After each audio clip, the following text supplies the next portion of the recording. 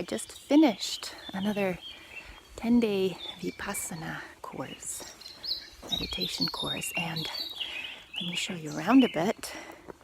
That is the accommodation building, and behind me, the walking area.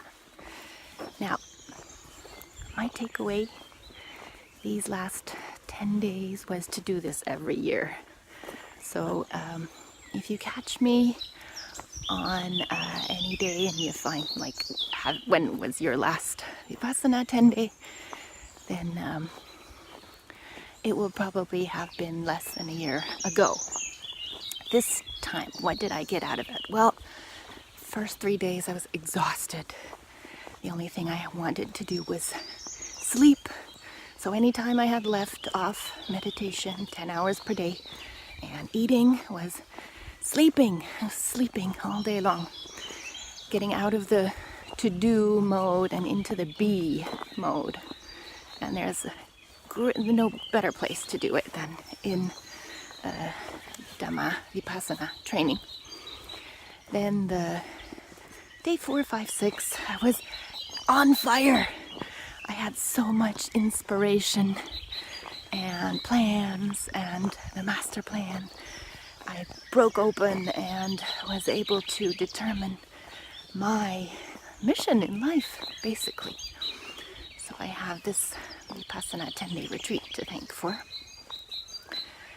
And the last 3 days was calm, peace. Probably you find that now too.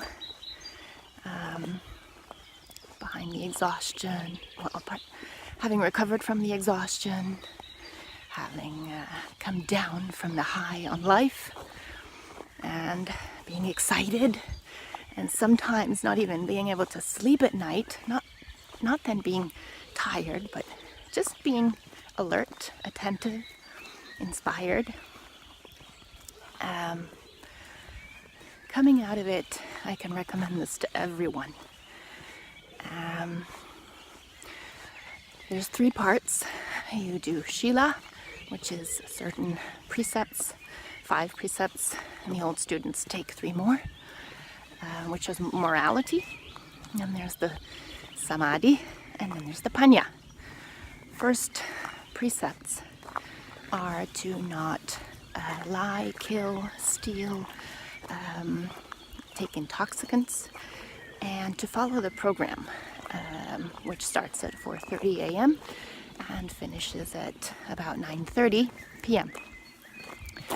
And then you go into Anapana meditation. You start 3 days of Anapana meditation, which is to focus the mind, to make it sharp, concentrate, because there is so much going on in there.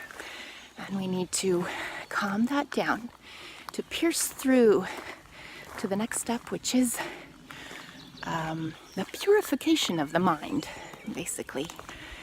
And that's Panya. So you learn to calm the subconscious reaction of the mind towards craving and aversion, and to remain equanimous. And while doing so, you are eradicating all kinds of impurities in the mind, which enable you to basically lead a more peaceful life, changing from within, changing the old habit patterns from within, instead of having to do that from the outside.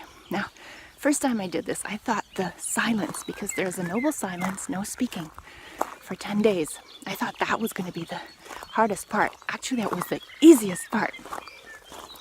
The hardest part were the sits. So when you're required or asked to sit still for an hour, and you just notice that it becomes hard because there's pains and aches and cramps and stuff everywhere. But there's only so much that willpower can achieve. At a certain point, you need to surrender. You need to have faith and be equanimous. And that's all there is to it. It's being aware and equanimous. of the cravings, of the aversions, and let them be. Just let them be. So for me it was amazing. Again, thank you, Gwenka. Thank you, everyone who's made this possible this time. Thank you, Dhamma. Thank you, Buddha. And may all be happy. Bye. Love.